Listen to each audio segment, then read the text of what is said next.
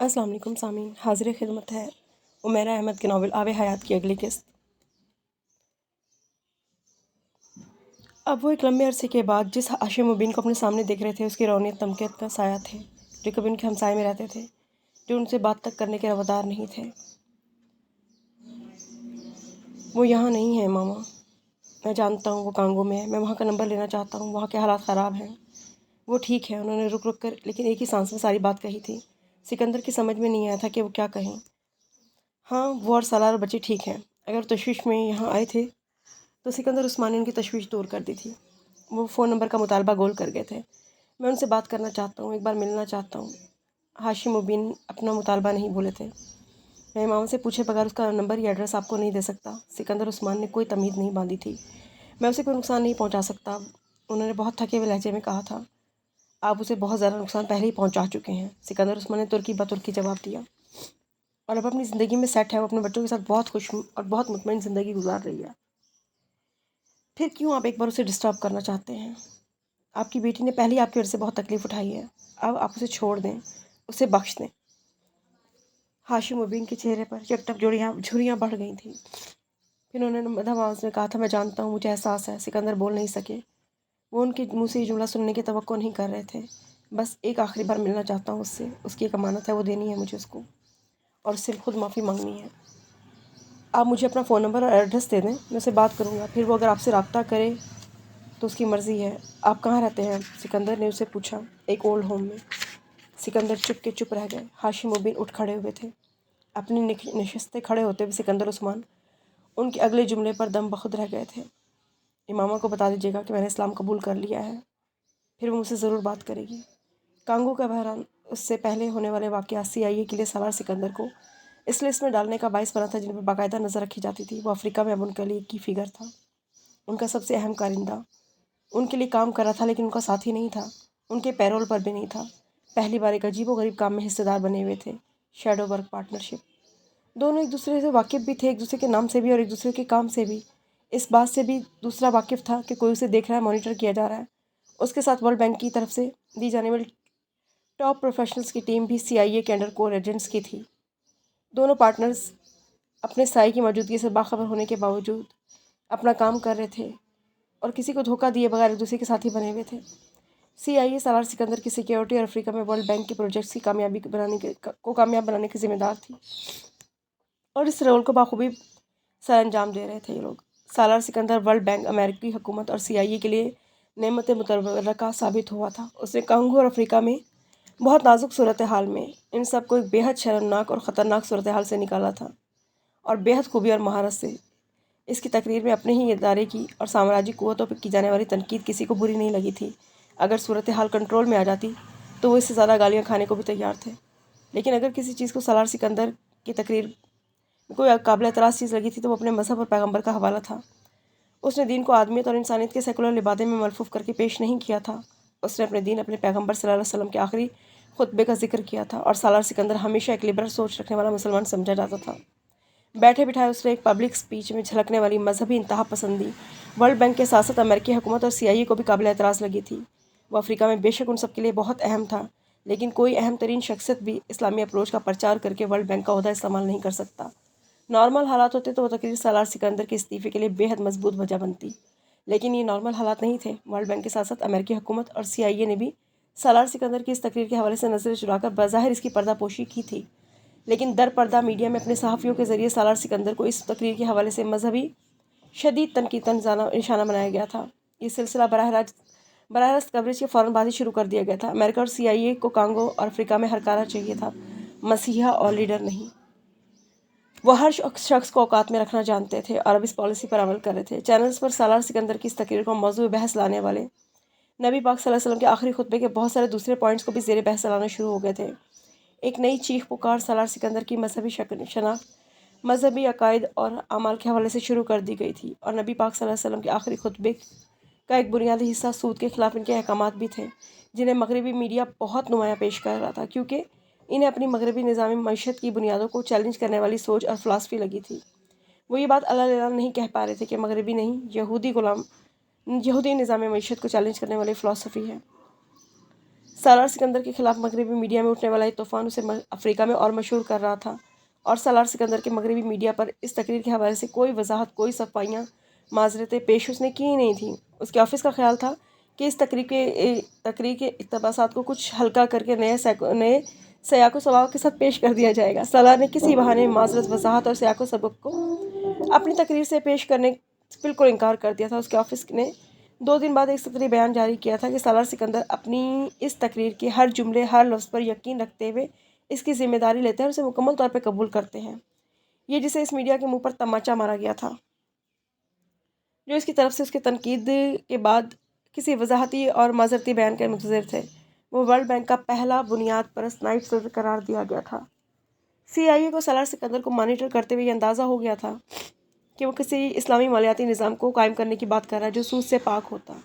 ان کے لیے پریشان کن بات نہیں تھی۔ سالار سکندر ورلڈ بینک کے ساتھ منسلک ہوتے ہوئے عملی طور پر ایسا کوئی بھی کام نہیں کر سکتا تھا جو خواب وہ دیکھنے کی کوشش کر رہا تھا۔ ان کو وہ خالی خیالی پلاؤ سے زیادہ اہمیت دینے کے حق میں ہی نہیں تھے۔ ان کے لیے اگر کوئی پریشان کن بات تھی تو وہ سالار سکندر کا یہ یکدم سامنے آ جانے والا مذہبی چہرہ تھا، جو ان کے نزدیک افریقہ جیسی حساس جگہ پر ان کے لیے پریشانیاں کھڑی کرنے کا باعث ہو سکتا تھا۔ ضروری ہو گیا تھا کہ سالار سکندر کو صرف افریقہ ہی نہیں، ہر جگہ سے مانیٹر کیا جائے، اور CIA نے یہی کیا تھا۔ اس کی سرگرمیاں CIA کے ریکارڈ کا حصہ بن رہی تھیں۔ وہ پہلی غیر معمولی سرگرمی جو CIA نے ریکارڈ کی تھی وہ ابیکا کی تدفین کے 3 ہفتے بعد مسقط میں سالار سکندر کی سمندر میں ایک لانچ پر 5 لوگوں سے ایک ملاقات تھی، جن میں سے ایک مسقط کی رائل فیملی سے تھا۔ بظاہر اس ملاقات کو ایک گیٹ ٹو گیدر سمجھا جا سکتا تھا۔ سالار سکندر وہ 5 اس کے پرانے شناسہ اور دوست تھے، ایک ہی یونیورسٹی سے فارغ التحصیل، مختلف قومیتوں کے اور پروفیشنل سے تعلق رکھنے والے۔ سوائے سالار سکندر کے نہ کانگو اور افریقہ سے تعلق تھا کسی کا، نہ ہی ورلڈ بینک سے کسی ایک کے باوجود ان سب کی میں کچھ باتیں مشترک تھیں۔ وہ سب سالار سکندر کے ہم عمر تھے۔ صرف ایک شخص مسقط کی رائل فیملی سے تعلق رکھتا تھا، اس کے علاوہ باقی سب مختلف قومیت رکھنے کے باوجود امریکن شہریت رکھتے تھے، اور مسقط کی رائل فیملی سے تعلق رکھنے والا شخص بھی اس وقت امریکہ میں ہی مقیم تھا۔ وہ سب دنیا کے 100 انڈر 40 گلوبل لیڈرز کی فہرست میں شامل تھے، جن کے بارے میں یہ پیشن گوئی تھی کہ وہ 10 سال بعد دنیا کے ممتاز ترین لیڈرز میں سے ہوں گے۔ ان میں سے کوئی بھی بات CIA کے لیے پریشان یا تشویش کی باعث نہیں ہوتی، سوائے ایک آخری مماثلت کے۔ سالار سکندر سمت وہ 5 کے 5 مسلمان افراد تھے، اور بعمل مسلمان تھے، اور قرآن پاک کے حافظ تھے۔ CIA نے سالار سکندر کی اس سرگرمی کو صرف مانیٹر اور ریکارڈ ہی نہیں کیا، انہوں نے اس ملاقات میں شامل 5 افراد کو بھی اپنی واچ لسٹ میں شامل کر لیا تھا۔ اگلے آنے والے مہینوں میں سالار سکندر اور ان 5 افراد کے بہت سارے تفریحی دورے بھی ہوتے رہے، لیکن اب CIA صرف سالار سکندر کی نہیں، ان 5 افراد کی نقل و حرکت کو بھی مانیٹر کر رہی تھی۔ ایک عجیب پرسرار نیٹ ورک کام کر رہا تھا۔ وہ 5 افراد سالار سکندر سے صرف چند مہینے بعد ملتے تھے، لیکن اس کے بعد سالار سکندر کے ساتھ ان 5 کی ملاقات کا سلسلہ ختم ہو گیا تھا۔ وہ 5 افراد اب آپس میں نہیں مل رہے تھے، لیکن وہ 5 افراد انفرادی طور پہ ایسی ہی ملاقاتیں کر رہے تھے۔ پیٹرن وہی تھا، 4-5 اپنی اپنی فیلڈ کے ممتاز ترین لوگ دنیا بھر کے ممالک میں سے، سبھی ایک ہی عمر کے دائرے میں، اور سبھی امریکن نیشنل۔ اور پھر یہ مماثلتیں ایک ہی جگہ جا کے مرکوز ہو جاتی تھیں۔ وہ سب بھی مسلمان تھے، ان میں سے کچھ حفاظ تھے، کچھ نہیں، لیکن وہ سب بعمل مسلمان تھے۔ وہ ایک اسلامی مالیاتی سسٹم پر کام کر رہے تھے، یہ CIA جانتی تھی، لیکن اس نظام کی شکل کیا تھی، خد و خال کیا تھے، اور اسے بوجھنے میں کامیاب نہیں ہو پا رہے تھے۔ اس کی وجہ صرف ایک تھی، ایک یکساں پازل کی طرح اس نظام سے منسلک ہونے والے سب افراد کے پاس صرف ایک ایک ٹکڑا تھا، اور وہ اس ٹکڑے کو اچھی طرح سمجھتا اور جانتا تھا، لیکن وہ ٹکڑا اس وقت تصویر میں کہاں لگنا تھا، یہ صرف ایک شخص جانتا تھا: سالار سکندر۔ 35 سالہ غلام فرید ذات کا کمہار اور پیشے کے لحاظ سے ایک اسکول کا چوکیدار تھا۔ گاؤں میں رہتا تھا، لیکن شہر میں بسنے کے خواب دیکھتا تھا، اور خواب صرف شہر میں آباد ہونے کا نہیں جو وہ اپنی آنکھوں میں سجائے پھرتا تھا۔ اسے راتوں رات امیر ہونے کا بھی بڑا شوق تھا، اور شوق سے زیادہ حسرت تھی، ویسا امیر ہونے کی جیسے اس کے کئی دوست گاؤں میں دبئی یا سعودی عرب جا کر ہو گئے تھے۔ وہ 7 بہنوں کا اکلوتا اور سب سے بڑا بھائی تھا، جس کی شادی کا خواب ماں نے اس کے پیدا ہوتے ہی سجا لیا تھا۔ دھوم دھام کی شادی نے اگلے کئی سال غلام فرید کو قرض اتارنے میں مصروف رکھا، جو اس کی شادی میں ماں باپ اور خاندان کے دوسرے لوگوں سے چھوٹی چھوٹی رقمیں لے کر ادھار۔ جب قرض ختم ہوا تو انہیں بہنوں کی شادی پر پھر قرض لینا پڑا۔ اس بار خاندان والوں نے قرض نہ ملنے پر ان سے سود لیا تھا۔ 7 بہنیں تھیں، ہر سال کسی نہ کسی کی شادی آ جاتی، پچھلا قرض وہیں کھڑا رہتا، مزید قرضہ سر پر پڑ جاتا۔ پھر ایک کے بعد ایک بچی کی پیدائش۔ غلام فرید کبھی کبھار لگتا کہ اس کا نام غلام قرض ہونا چاہیے تھا، غلام فرید کے بجائے۔ شادی کے 13 سالوں میں قرض کی ہر رقم تو اس نے اتار دی تھی، لیکن سود کی رقم اس کے سر پر اس کے سر کے بالوں سے بھی زیادہ ہو گئی تھی۔ اس کی بیوی بھی اس اسکول کی عمارت میں صفائی کا کام کرتی تھی، جس اسکول میں وہ چوکیدار تھا۔ دو بڑے بچے بھی گاؤں کی دکانوں پہ 2 دکانوں پر کام کرتے تھے، ایک چائے کے کھوکے پر کام کرتا تھا، دوسرا ایک ورک شاپ میں موٹر سائیکلیں دھونے کا کام کرتا تھا۔ 10-11 سال کی عمر میں 2 بچے یہی کام کر سکتے تھے۔ انہیں تنخواہ نہیں، دہاڑی ملتی تھی۔ اس دہاڑی سے گھر کی دال روٹی چلتی تھی، کیونکہ نسیمہ اور غلام فرید کی تو ساری کی ساری تنخواہ ہر ماہ سود میں چلی جاتی تھی۔ کئی سالوں سے سود کی سلوہ ان کے سینے سے ہٹتی ہی نہیں تھی، بوجھ تھا کہ بڑھتا ہی گیا تھا۔ 35 سال کی عمر میں کئی بار اسے لگتا تھا کہ وہ 50 سال کا تھا، کئی بار اسے لگتا تھا کہ وہ 100 سال کا ہو گیا تھا، اور کئی بار اسے لگتا تھا وہ مر گیا ہے، مرنے والا ہے، مر رہا ہے۔ پتہ نہیں وہ عمر کا کون سا سال ہوگا جو ایسی کیفیت کے ساتھ نہیں گزرتا ہوتا۔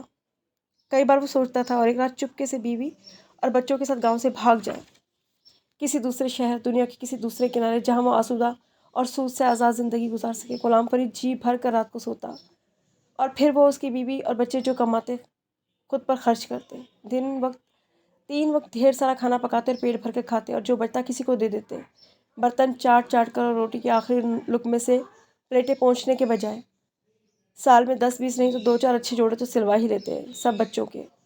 گاؤں کے امیر خاندانوں کے بچوں اور افراد کی اترن پہننے کے بجائے وہ لنڈا بازار سے خریدے ہوئے کپڑے پہن کر عید گزارنے کے بجائے کچھ اچھے کپڑے پہن لیتے، اور پھر ایک گھر بناتے، اپنا گھر، پکی اینٹ اور پلستر والا، پکی چھت والا گھر، شاید ڈبل سٹوری ہی بنوا لیتے، اور صحن کے فرش میں چپس ڈلواتے، پانی کی موٹر لگواتے، شاید اے سی بھی اور فریج بھی، ٹی وی بھی، اچھا سا فرنیچر، اور لش لش کرتے پردے اور چینی کے برتن، اور پھر وہ اس کے بچے زمین کے بجائے ٹیبل اور کرسیوں پر کانٹے اور چمچ سے ان چینی کے برتنوں میں کھانا کھاتے۔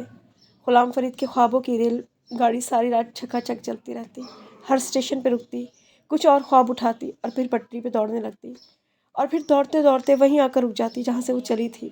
رات گزر جاتی، زندگی بھی گزر رہی تھی، اور غلام فرید کو پتہ تھا کہ وہ اپنی رات کو خوابوں میں گزار سکتا ہے، زندگی کو نہیں۔ گاؤں سے بھاگ جانا آسان تھا، مگر ان لوگوں سے چھپ جانا جن سے قرضہ لیے بیٹھا تھا۔ قرضہ ادا ہونے کے باوجود سود وہیں کا وہیں کڑا تھا، اور وہ لوگ اس کی چمڑی ادھیڑنے پر قادر تھے، اس کو کتوں کے سامنے بھی پھینکوا دیتے۔ غلام فرید بچوں اور ایک بیوی کے ساتھ ساری عمر کی کہاں کہاں چھپتا، دوبارہ کسی کو نظر نہ آتا، اپنے اور اپنے خاندان کو ہمیشہ کے لیے کیسے چھوڑ سکتا تھا کہ دوبارہ کبھی رابطہ ہی نہ ہوتا۔ راہ فرار غلام فرید کے پاس نہیں تھی، اگر کوئی تھی تو صرف یہ کہ وہ امیر ہو جاتا، اور پتہ نہیں کیوں غلام فرید کو لگتا تھا کہ وہ امیر ہو سکتا تھا۔ چنی غلام فرید کی آخری اولاد تھی۔ اگر نسیمہ کی زندگی رہتی تو وہ سب کچھ نہ ہوتا جو ہو گیا، تو شاید آخری اولاد نہ ہوتی، بیچ کی اولاد ہوتی، اور اس کا نمبر کیا ہوتا اس کا اندازہ کوئی بھی نہیں کر سکتا تھا۔ مگر وہ غلام فرید کی آخری اولاد زندگی کی ایک سٹیج پر اس کی واحد اولاد رہ جانے والی تھی، یہ غلام فرید کو نہیں پتہ تھا۔ پتہ ہوتا تو شاید وہ واحد اولاد بھی زندہ نہ رہ پاتی۔ 1.5 سالہ چنی کو اس کی پیدائش سے کئی ماہ پہلے کئی بار مارنے کی کوشش کی گئی تھی۔ نسیمہ کو جب اب 9ویں بار حاملہ ہونے کا پتہ چلا تو اس نے گاؤں میں رہنے والی دائی اور ملنے والی ہر دوا استعمال کر لی تھی جس سے اسقاط حمل ہو جاتا۔ چنی کو تو کچھ نہیں ہوا تھا، لیکن خود نسیمہ ان مضر صحت ادویات کے استعمال سے کئی بیماریوں کا شکار ہو چکی تھی۔ چنی صحت مند پیدا ہوئی، یعنی صحت کے اس معیار کے مطابق صحت مند تھی جس پر اس کے بہن بھائی اور ماں باپ پورا اترتے تھے۔ اس کا پیدا ہونا جیسے اس کی اپنی ذمہ داری بن گیا تھا۔ اس کی ماں لاتعداد اسقاط حمل کی کوششوں کے باوجود اور جیسے اس کا پلنا بھی اس کی اپنی ذمہ داری لکھا گیا ہو، ماں کو ہفتے بعد ہی واپس ڈیوٹی پر جانا تھا۔ یہ کوئی شہر نہیں تھا کہ میٹرنٹی لیو جیسی سہولیاتوں سے نوازا جاتا، وہ بھی 9ویں بچے کی پیدائش پر۔ 2 کمروں کا وہ گھر جو غلام فرید کا واحد خاندانی ترکہ تھا، چنی کی پیدائش کے چند ہفتوں بعد سود میں گروی رکھا گیا تھا۔ اسکول میں غلام فرید کی اس مشکل وقت میں مدد کی، اور اسے ایک کوارٹر مل گیا رہائش کے لیے، جس میں صرف 1 کمرہ تھا، مگر وہ بھی غنیمت تھا فی الحال غلام فرید کو۔ پر چنی ماں باپ کے اس حوالے سے خوب یاد رہی کہ اس کی پیدائش نے انہیں بے گھر کر دیا تھا۔ چنی کی خوش قسمتی یہ تھی کہ روایتی انداز میں اس پر منحوس کا لیبل نہیں لگا تھا۔ اس کی وجہ صرف یہ تھی کہ غلام فرید کو اپنے ہر بچے کی پیدائش پر کوئی نہ کوئی بری خبر ملتی رہتی تھی۔ اسے کوئی بھی ایسی اولاد ہی یاد نہیں جس کے دنیا میں آنے پر غلام فرید کو کوئی زندگی میں آسانی پیدا ہوئی ہو۔ نحیف و نازار اور سانولی رنگت والی چنی سارا دن گرمی میں باندھ کی ایک چرپائی پر ایک کپڑے پہ پڑی رہتی، روتی، کل بلاتی، پھر خود ہی انگوٹھا چوستی اور سو جاتی۔ کسی بہن کو خیال آ جاتا تو چنی کو اس کے سستے سے پلاسٹک کے فیڈر میں دودھ مل جاتا، جس میں اس کے ہر بہن بھائی نے دودھ پیا تھا، جو اتنے سالوں میں اتنا گدلا میلا اور گھس چکا تھا کہ اس میں ڈالا ہوا دودھ بھی میلا دکھنے لگا تھا۔ بلا شبہ جراثیم کی آماج گاہ تھا، لیکن چنی کی خوش قسمتی یہ تھی کہ وہ غریب کی اولاد تھی۔ غریب کی اولاد بھوک سے مر جاتی ہے، گندگی سے نہیں۔ پورے دن میں ایک آدھ بار ملنے والا فیڈر وہ واحد غذا تھی جس پر سارا دن چنی گزارتی تھی۔ اس سے زیادہ خوراک غلام فرید کے گھر کے کسی بچے کو نہیں ملتی تھی، سوائے اس کے پہلے 2 بیٹوں کے۔ نسیمہ شام کو تھکی ہاری آتی، جو بھی روکھی سوکھی ملتی وہ کھا کر کمرے میں ایک کونے میں اپنے کسی بچے کو ٹانگیں دباتی لیٹی وہیں سو جاتی۔ اسے خیال ہی نہ آتا کہ اس کمرے میں اس کی ایک نوزائیدہ اولاد بھی ہے۔ ہاں، کبھی کبھار وہ چنی کو ضرور دیکھنے بیٹھ جاتی تھی، جب بڑی بچیوں میں سے کسی کو اچانک وہم ہو جاتا کہ چنی مر گئی ہے، کیونکہ وہ کبھی سانس نہیں لے پاتی، اور کبھی اس کا جسم اتنا ٹھنڈا اور نیلا ہو جاتا کہ نسیمہ کو لگتا کہ اس کا بوجھ واقعی کم ہو گیا ہے۔ لیکن چنی نے اپنے ماں باپ کے تمام منوانوں پہ پانی پھیرتے ہوئے پھر سے سانس لینا شروع کر دینا ہوتا تھا۔ کئی ہفتوں تک کسی کو یہ خیال ہی نہیں آیا کہ چنی کی پیدائش بھی رجسٹر ہونی چاہیے، اس کا کوئی نام بھی ہونا چاہیے۔ چنی نام اسے اس کی ماں نے اس کی جسامت دیکھ کر دیا تھا۔ سب اسے اسی نام سے پکارنے لگے تھے۔ پھر گاؤں میں حفاظتی ٹیکوں کی مہم والے آئے تو غلام فرید کو چنی کا نام اور رجسٹریشن کروانی پڑ گئی۔ غلام فرید نے اس کی پیدائش رجسٹر کروانے کے بھی 300 روپے کسی سے ادھار لیے تھے، اور وہ ادھار بھی گاؤں کی مسجد کے امام سے۔ اور ان 300 نے غلام فرید کی زندگی میں کیا کردار ادا کرنا تھا، اس کا اندازہ نہ غلام فرید کو تھا، نہ ہی ان کی 9ویں اولاد کو، جسے رجسٹر میں کنیز کا نام دیا گیا تھا۔ یہ نام چنی کے لیے کس نے چنا تھا، کسی کو یاد نہیں، شاید محلے کی کسی بوڑھی عورت نے۔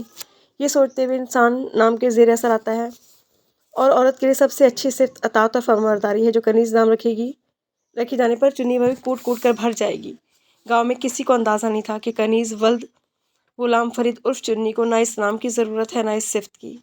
اسے اللہ تعالیٰ نے کسی اور کام کے لیے چنا تھا۔ امام صاحب سے 300 روپے کا وہ قرض ہی تھا جس نے غلام فرید کو پہلی بار یہ احساس دلایا تھا کہ امیر بننا اتنا مشکل نہیں جتنا وہ سمجھتا ہے، اور گاؤں کے اور بہت سارے لوگ جو اس طرح کئی سال سے اس طرح کے خواب پال رہے تھے، بالآخر وہ آسان راستہ ڈھونڈنے میں کامیاب ہو گئے تھے جس سے امیر بنا جا سکتا تھا۔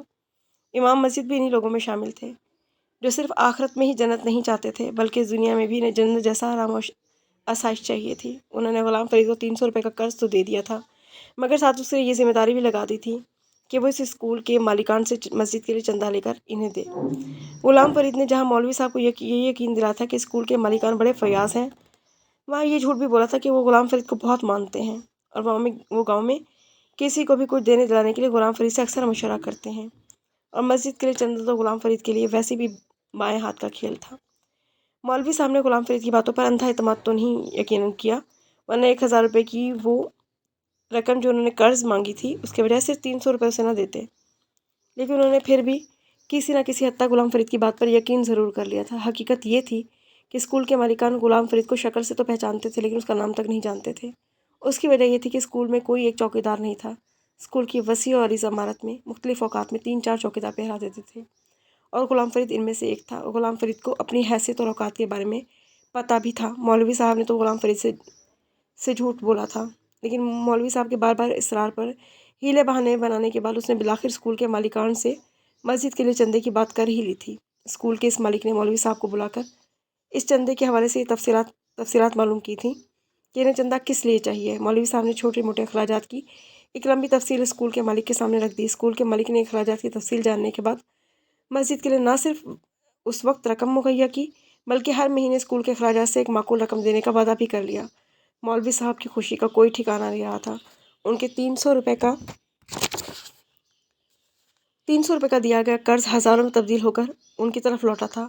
غلام فرید جیسے معمولی آدمی کی حیثیت ان کی نظر میں یکدم بڑھ گئی تھی۔